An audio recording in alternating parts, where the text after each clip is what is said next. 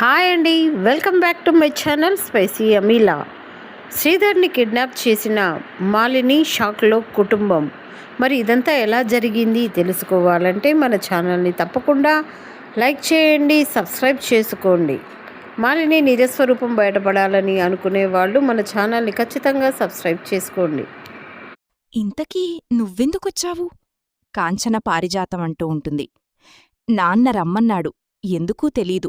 నువ్వు దీపను తీసుకొని మన ఇంటికి రా, అందర్నీ ఇంటి దగ్గరే ఉండమను అని చెప్పాడు అని అంటూ ఉంటుంది కాంచన. అందర్నీ ఇంటి దగ్గరే ఉండమన్నాడు అంటే అయ్యయ్యో, అక్కడేదో పెద్ద గొడవే జరిగి ఉంటుంది అని పారిజాతం అంటూ ఉంటుంది. ఇలా అందరూ కంగారు పడుతూ ఉండగా శివన్నారాయణ, కార్తీక్, సూరజ్ ఇంటికి వస్తారు. కంగారుగా అడుగుతుంది పారు. అయ్యో, ముందు అక్కడ ఏం జరిగిందో చెప్పరా? ఏం జరిగిందో చెప్పు. బావా, మన అవసరాల్ని అవకాశంగా తీసుకొని మనకే విలువ కట్టేవాళ్లకి ఎలా బుద్ధి చెప్పాలో అలాగే బుద్ధి చెప్పాను. ఎంతైనా రాసుకో అని నా కూతురికి బ్లాంక్ చెక్ ఇచ్చావు కదా నువ్వు. దానిమీద ఏం రాసుకున్నా పైచెయ్యి నాదే ఉంటుంది. మరోసారి మీరు మాకు ఎదురుపడకండి. బుద్ధి చెప్పాను కాబట్టి వాళ్లు మన జోలికి రారు అనుకోవడం పొరపాటు. ముందు మన ఇంటికి వచ్చారు, తర్వాత ఆఫీస్కి వచ్చారు, ఇప్పుడు కాంచన ఇంటికి వచ్చారు. ఆ తర్వాత ఇంకా ఎవర్నైనా కలవచ్చు. వాళ్ల జీవిత లక్ష్యం నామీద గెలవడమే కాదు, నన్ను నాశనం చెయ్యాలని. దానికోసం వాళ్లు ఏదైనా చేస్తారు అని అంటూ ఉంటాడు శివన్ననారాయణ. మరి మీతో సూరజ్ గాణ్ణి ఎందుకు తీసుకెళ్లారు? అమ్ముడుపోయిన షెఫ్లాంటివాళ్లే కాదు, నువ్వు కొనలేనివాళ్లు కూడా నా దగ్గర ఉన్నారని చూపించడానికే సూరజ్ని తీసుకెళ్లారు. ఇప్పుడు నేను మీ అందరికీ ఒక మాట చెప్తాను, జాగ్రత్తగా వినండి. మాలినిగాని దక్షిణామూర్తిగాని ఇంతటితో ఆగరు, మళ్ళీ ఏదో ప్రయత్నం చేస్తారు. ఎవరూ మాలిని వాళ్లో పడకండి. నేను గుడికి వెళ్ళినప్పుడో బయటికి వెళ్ళినప్పుడో అనుకోకుండా ఎదురుపడినట్టే ఎదురుపడతారు, మాట కలుపుతారు. మీ ద్వారా వాళ్లు అనుకున్న పని చేయించుకుంటారు. చెప్పడానికి రమ్మన్నాను. ఆయన వస్తున్నారా నాన్నా? అవునమ్మా, ఈవినింగ్లోపు ఫ్లైట్ దిగచ్చు. కాకపోతే ఈ విషయాలన్నీ శ్రీధర్కి చెప్పకండి. అలాగే నాన్నా. అమ్మా, కాంచనా? ఏం నాన్నా, నీ విషయంలో నేను తప్పు చేశానని నీతో మాలిని అన్నది కదా, అది నిజమని నువ్వు నమ్ముతున్నావా? మా అమ్మకు అన్యాయం చేశానని నువ్వనుకుంటున్నావా? తాతా, అనుకుంటున్నాను. మీరందరూ కూడా తనతో జాగ్రత్తగా ఉండాలి. మనలో ఎవరినైనా తన వైపు తిప్పుకుని ఈ శివన్నారాయణ బలాన్ని తగ్గించాలని తను ప్రయత్నిస్తుంది. కాబట్టి ఎవరైనా సరే చాలా జాగ్రత్తగా ఉండాలి.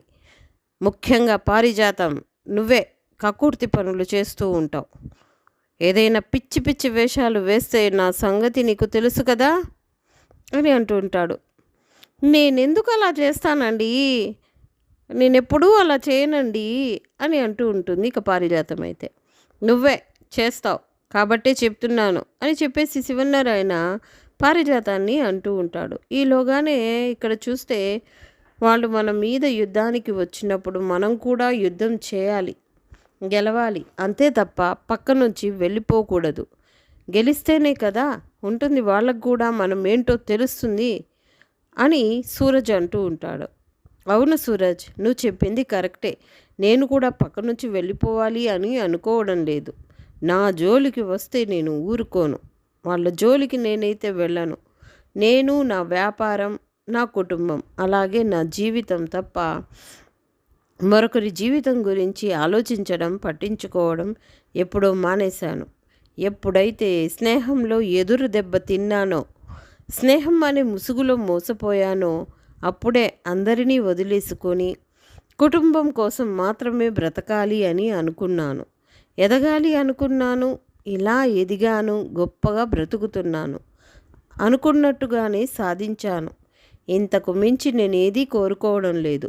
మళ్ళీ నా జీవితంలోకి వచ్చి మళ్ళీ నాకు బాధని, భయాన్ని రుచి చూపించాలని చూస్తున్నారు.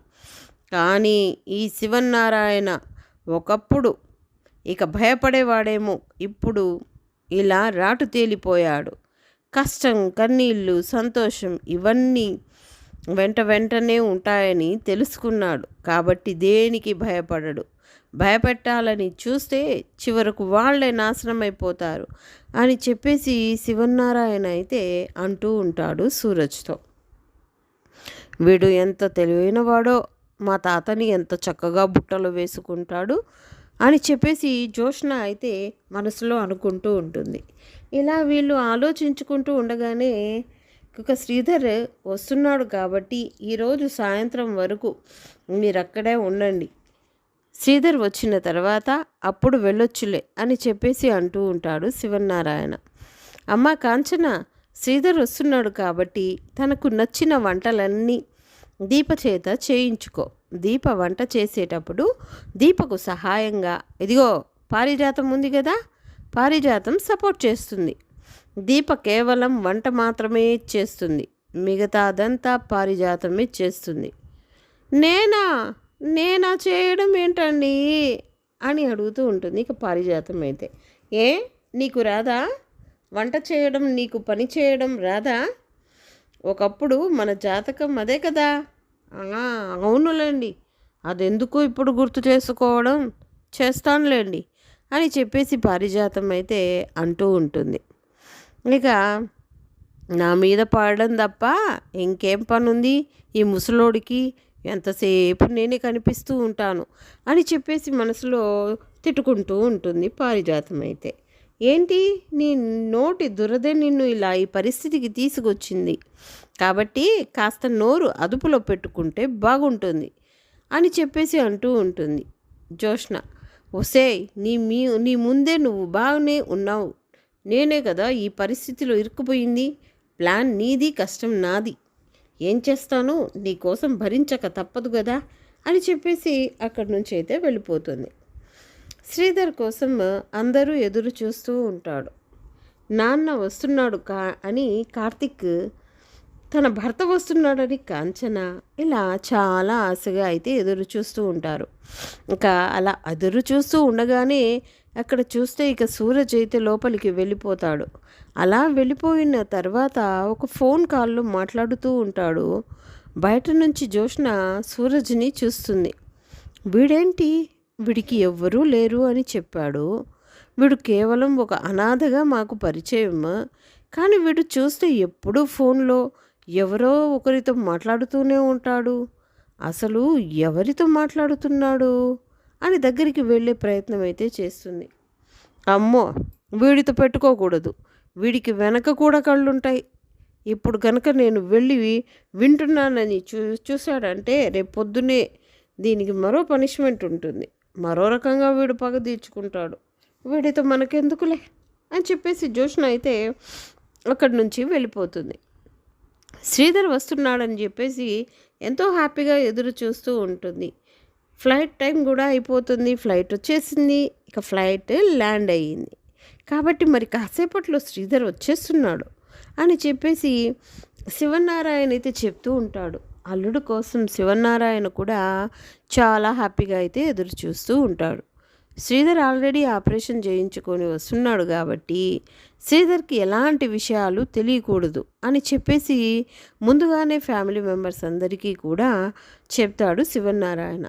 ఈ విషయాలు ఏమీ నాన్నకి తెలియనివ్వలే తాత, నువ్వు ఎందుకు బాధపడతావు అని చెప్పేసి కార్తిక్ కూడా అంటూ ఉంటాడు. ఇలా శ్రీధర్ కోసం ఎదురు చూస్తూ ఉండగానే ఫ్లైట్ అయితే వచ్చేస్తుంది. గంట గడుస్తుంది, మరో గంట కూడా గడుస్తుంది, ఇక 2-3 అవర్స్ అయిపోతాయి, కానీ శ్రీధర్ అయితే ఇంటికి రాడు. అలా ఇంటికి రాకపోవడంతో ఏంట్రా కార్తీక్, శ్రీధర్ ఇంకా రాలేదేంటి, ఫ్లైట్ ల్యాండ్ అయ్యి చాలాసేపు అయ్యింది కదా, ఇంత సమయం ఎందుకు పడుతుంది, ఫ్లైట్ ల్యాండ్ అయిపోయింది కదా అని చెప్పేసి అంటూ ఉండగానే అవును తాత, నేను కూడా నాన్న కోసం ఎదురు చూస్తున్నాను, ఇంకా రాలేదేంటి అని చెప్పి అనుకుంటూ ఉంటాడు. కార్తీక్ అలాగే గుమ్మం వైపులా చూస్తూనే ఉంటారు. అందరికన్నా ముఖ్యంగా ఎదురు చూసే వ్యక్తి ఎవరైనా ఉందంటే కాంచన. భర్త రాక కోసం పాపం ఎదురు చూస్తూ ఉంటుంది. ఎప్పుడెప్పుడు శ్రీధర్ వస్తాడా కళ్ళారా చూసుకోవాలని ఆశపడిపోతూ ఉంటుంది. కానీ ఇలా గంటలు గంటలు గడిచే కొద్దీ ఆ టెన్షన్ని తట్టుకోలేకపోతుంది. శ్రీధర్ రాడు. ఫోన్ కాల్‌లో కూడా పని చేయదు.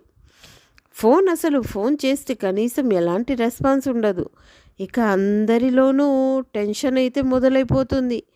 అలా "ఏమైంది శ్రీధర్ ఇంకా రాకపోవడం ఏంటి? ఫ్లైట్ ఏమైనా ఇష్యూనా? ఎక్కడైనా ల్యాండ్ అయ్యిందా? ఒకసారి కనుక్కోరా కార్తీక్" అని చెప్పేసి అంటూ ఉండగానే "కనుక్కుంటాను తాత" అని చెప్పేసి ఇక ఫోన్ చేస్తాడు. అలా కనుక్కునేసరికి అబ్బాయి ఫ్లైట్ టైంకి వచ్చేసింది. ఫ్లైట్ ల్యాండ్ అయి చాలాసేపు అయ్యింది. అందరూ కూడా దిగిపోయారు. ప్యాసింజర్స్ అందరూ వెళ్ళిపోయారని చెప్పేసి అక్కడ ఇన్ఫర్మేషన్ అయితే ఇస్తారు. అలా ఇన్ఫర్మేషన్ అందుకున్న కార్తిక్కి టెన్షన్ అయితే మొదలవుతుంది. మరి నాన్న ఎక్కడికి వెళ్ళాడు? మరి ఇక్కడికి రాకుండా ఎక్కడికి వెళ్ళాడు?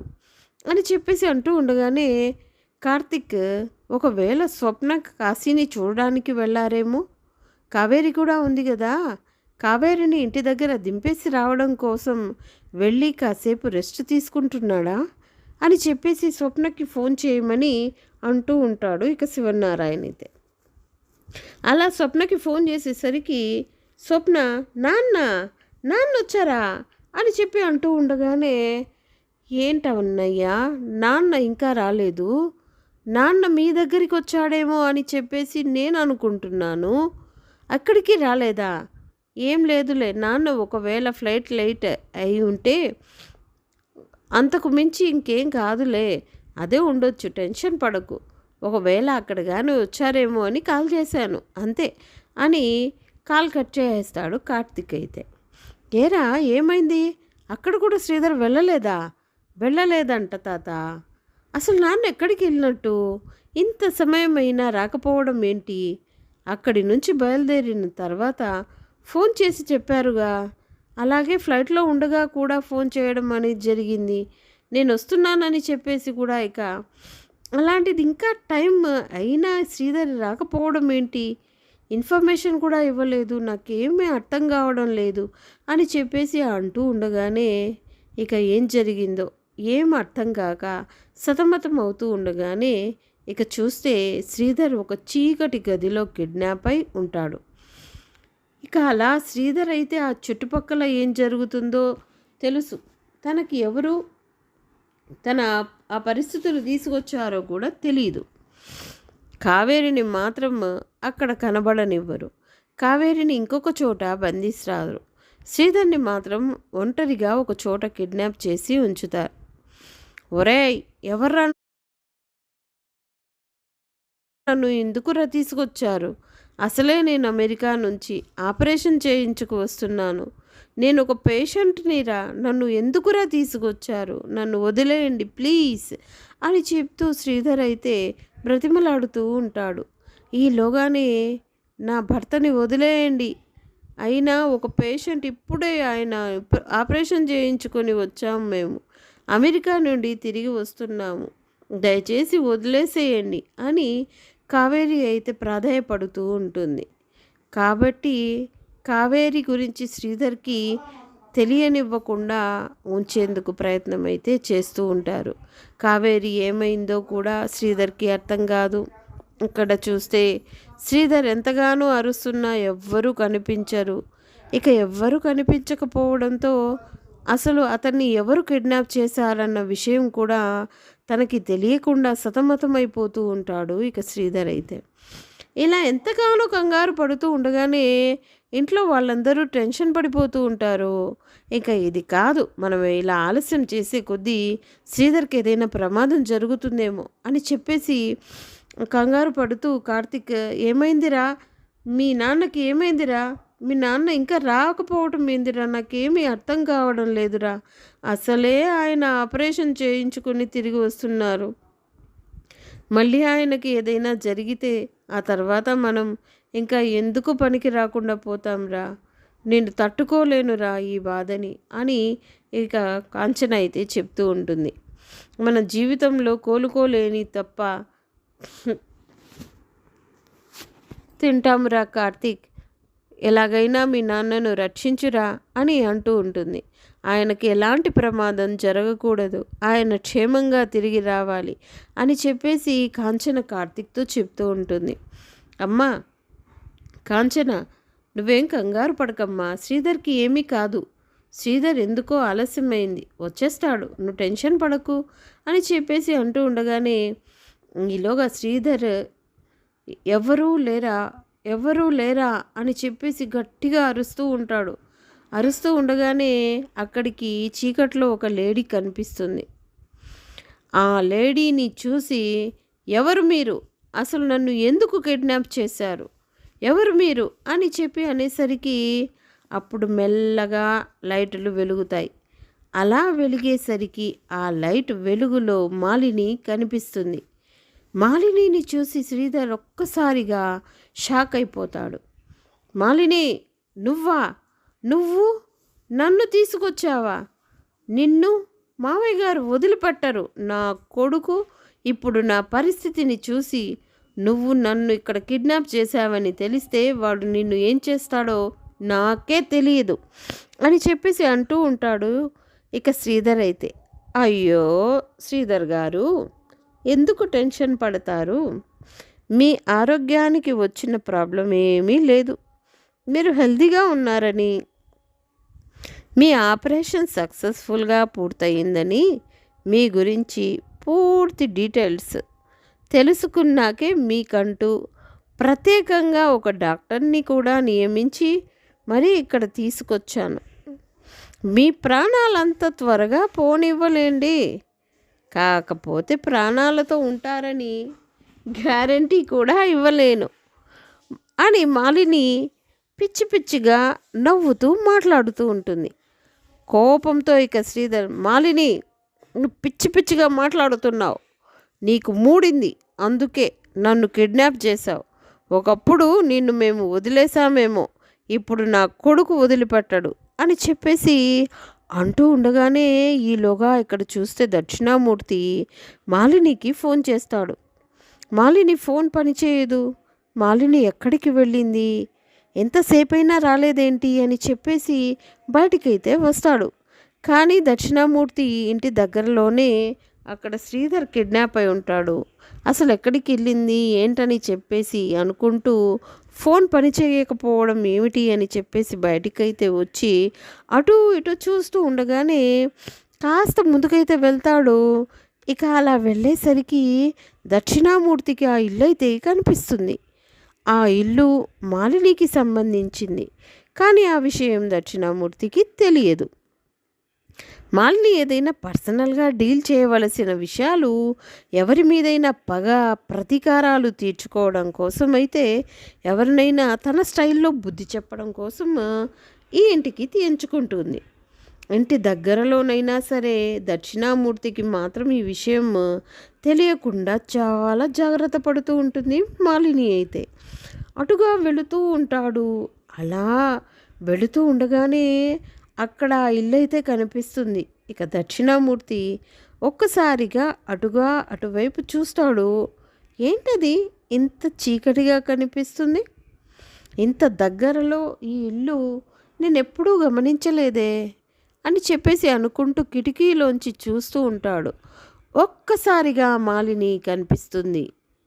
చీకట్లోంచి అలాగే పక్కనే కిడ్నాప్ అయి ఉన్న శ్రీధర్ కూడా కనిపిస్తాడు. ఇక షాక్ అయిపోయి నిలబడిపోతాడు దక్షిణామూర్తి అయితే. ఇక ఇక్కడ శ్రీధర్తో అయితే మాలిని చెప్తూ ఉంటుంది, నువ్వు గతాన్ని మర్చిపోయినట్టున్నావు శ్రీధర్. నీ భార్య 2 కాళ్ళు పోవడానికి కారణమైన నన్ను ఎలా మర్చిపోతావు? నిన్ను నేను మర్చిపోలేదు మాలిని. నువ్వు నా భార్య జీవితం మీద కొట్టిన దెబ్బను నేను మర్చిపోలేదు. అలా అని గుర్తుపెట్టుకోవాలని కూడా అనుకోలేదు. మీకు దూరంగా ప్రశాంతంగా బ్రతుకుతున్నాను. నా భార్య 2 కాళ్ళు పోయినా నా భార్యని నా ప్రాణంలా చూసుకున్నాను. అవునవును, 2వ పెళ్ళి చేసుకుని మరీ చూసుకున్నావని తెలిసిందిలే అని అంటుంది మాలిని. అదంతా నా పర్సనల్ విషయం, నువ్వు నా విషయంలో జోక్యం చేసుకోవద్దు, మర్యాదగా నన్ను విడిచిపెట్టు అని అరుస్తూ ఉంటాడు శ్రీధర్. ఎలా విడిచిపెడతాను? ఆ శివన్నారాయణ కుటుంబాన్ని నాశనం చేయాలని, ఆ శివన్నారాయణ సంస్థానాన్ని ఇక పునాదులతో సహా పెకిలించాలని అనుకొని ఇక్కడ అడుగుపెట్టాను. అలాంటిది శివన్నారాయణ మీద, అలాగే సుమిత్ర మీద పగ తీరకుండా ఎలా నిన్ను వదిలిపెడతానని అనుకుంటున్నావు? నాకే వార్నింగ్ ఇచ్చి నన్నే దెబ్బ కొడతారా? అందరూ కలిసి నాకే ఎదురు తిరుగుతున్నారు. ఇప్పుడు నిన్ను వెతుక్కుంటూ పిచ్చివాళ్ళైపోతారు. నువ్వు ఎక్కడున్నావో తెలియక నీ భార్య ఏడుస్తూ ఉంటుంది. అసలే పాపం 2 కాళ్ళు కదలడం లేదు. ఇప్పుడు నీ గురించి తెలిసాక గుండాగి చస్తుంది. లేకపోతే నేను తనకి చెక్ ఇచ్చి వస్తే తన తండ్రిని ఉసిగొలిపి నా మీదకు పంపిస్తుందా? నేనెలా క్షమిస్తాననుకునింది? నేను కొట్టిన దెబ్బని మర్చిపోయి నా మీద రివెంజ్ తీర్చుకోవాలని అనుకుంటే ఇలాంటి పరిస్థితులే ఎదురవుతాయి శ్రీధర్. ఎప్పటికీ ఆ కుటుంబాన్ని వదిలిపెట్టను. పాపం మామయ్య పిచ్చోడు కదా, తన కూతుర్ని ఇంటికి తీసుకొస్తానని శివనారాయణ కుటుంబం అలాగే మా కుటుంబం కలుస్తుందని ఎదురు చూస్తున్నాడు. కానీ అదంతా జరగని పని. ఈ మాలిని బ్రతికుండగా ఈ 2 కుటుంబాలు కలవనివ్వను. అలాగే సుమిత్ర కూడా ఎప్పటికీ నా ఇంట్లో అడుగు పెట్టకూడదు అని ఇక నువ్వు ఇక్కడే ఉంటావు. వాళ్ళకి ఎలా బుద్ధి చెప్పాలో నాకు తెలుసు.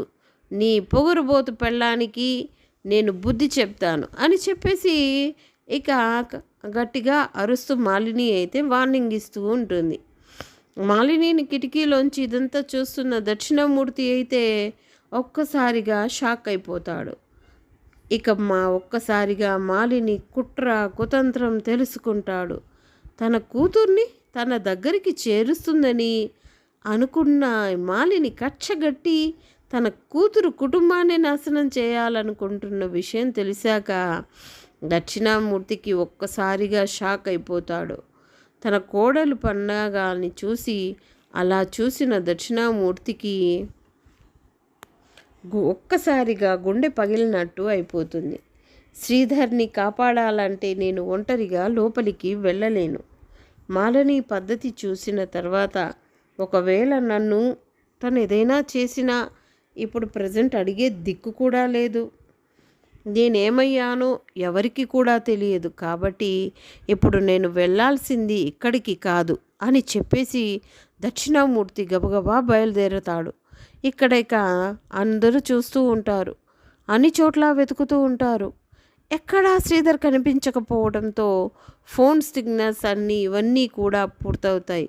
పోలీస్ కంప్లైంట్ ఇవ్వడానికైతే బయలుదేరుతారు.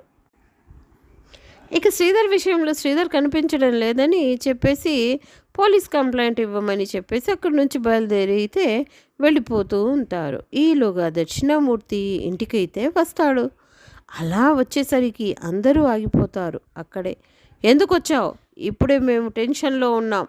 ఇప్పుడు గనక నువ్వు నా కళ్ళ ముందు ఏదైనా గొడవ చేయాలని చూస్తే ఈ శివనారాయణ విశ్వరూపాన్ని చూస్తావు అని చెప్పేసి శివనారాయణ ఆవేశంతో అంటూ ఉంటాడు. అలా అనేసరికి ఒక్కసారిగా ఇక 2 చేతులు జోడించి దక్షిణామూర్తి, క్షమించు శివనారాయణ, నీ విషయంలో అపార్థం చేసుకున్నాను.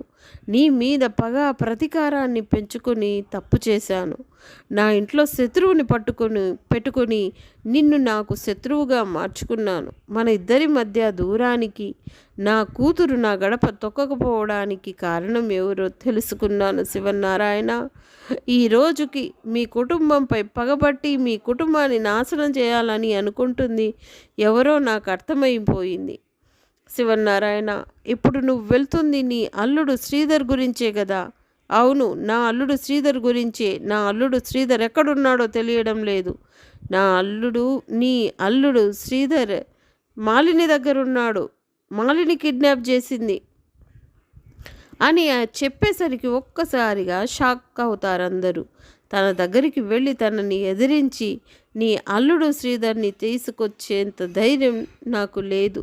ఎందుకంటే నేను పెద్దవాడిని, ముసలోడినైపోయాను. ఇప్పుడు తనకి ఎదురు వెళ్ళే శక్తి సామర్థ్యాలు నాలో లేవు. తన కుట్రలు కుతంత్రాలు తెలుసుకున్న తర్వాత తనకెదిరెళ్ళిన నాకు ప్రమాదం అని అర్థమైంది. ఇప్పుడు వేరే దారి లేకే ఈ విషయం నీకు చెప్తే నీ అల్లుడిని నువ్వు కాపాడుకుంటావని, తన తండ్రిని తన మనవడు కార్తిక్ కాపాడుకోగలరని చెప్పేసి వచ్చి చెప్తున్నాను. ఈ విషయంలో నన్ను క్షమించు శివనారాయణ. నా కోడలి విషయంలో నేను పూర్తిగా మోసపోయాను. మాలిని కక్షతో కుటుంబాన్ని దగ్గర చేయాలని చేస్తుందని అనుకుంటే ఇట్లా కుటుంబాలని నాశనం చేస్తూ ఉంది. అమ్మ కాంచన, ముఖ్యంగా నీకైతే క్షమాపణ చెప్తున్నాను. నా కోడలి కారణంగా నువ్వు ఎంత గొప్ప జీవితాన్ని కోల్పోయావో నాకు అర్థమైందమ్మా. 2 కాళ్ళను కోల్పోయినా సరే ఇక శత్రుత్వాన్ని వద్దనుకొని మౌనంగా ఉండిపోయావంటే నీది ఎంత గొప్ప మనసో, ఈ శివనారాయణది ఎంత గొప్ప పెంపకమో. అలాంటి పెంపకాన్ని అవమానించిన నా కూతుర్ని ఇవ్వడానికి ఇష్టం లేక ఆ రోజు గొడవ చేశాను. ఆ గొడవని అడ్డుగా పెట్టుకున్న నా కోడలు మన మధ్య కూడా గోడ కట్టేసింది. ఈరోజు నీ భర్త శ్రీధర్ని కిడ్నాప్ చేసే పరిస్థితికి వచ్చింది. శ్రీధర్ని కాపాడుకోండి, ఇక నన్ను క్షమించండి అని చెప్పేసి శ్రీధర్ కిడ్నాప్ ఉన్న విషయాన్ని మాలిని గురించి మొత్తమే ఇలా అన్నీ బయట పెట్టేస్తాడు. ఇంకా అక్కడికి వచ్చిన దక్షిణామూర్తి అయితే ఇప్పుడు మనం శ్రీధర్ని కాపాడుకోవాలి, ఆ మాలినికి ఎలా బుద్ధి చెప్పాలి, శ్రీధర్ పరిస్థితి ఎలా, అసలే ఆరోగ్యం బాగాలేనటువంటి మనిషి, మాలిని నేను నిన్ను క్షమించను, చంపిపడేస్తాను అంటూ శివనారాయణ ఆవేశం ఒకవైపు.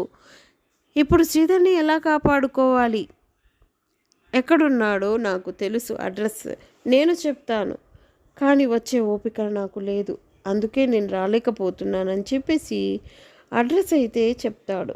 అలా శ్రీధర్ దగ్గరికి కార్తిక్ అలాగే సూరజ్ ఇద్దరు కూడా గబగబా బయలుదేరుతారు. మాలిని అయితే మాత్రం శ్రీధర్ని వదిలిపెట్టే ప్రసక్తి లేదు అంటూ శ్రీధర్ విషయంలో కిడ్నాప్ చేసి కుటుంబాన్ని బాధపెట్టి కుటుంబం అంతా దిగి వచ్చి కాలు పట్టుకోవాలని చేస్తూ ఉంటుంది. కోపంతో రగిలిపోతూ ఉంటుంది మాలిని అయితే.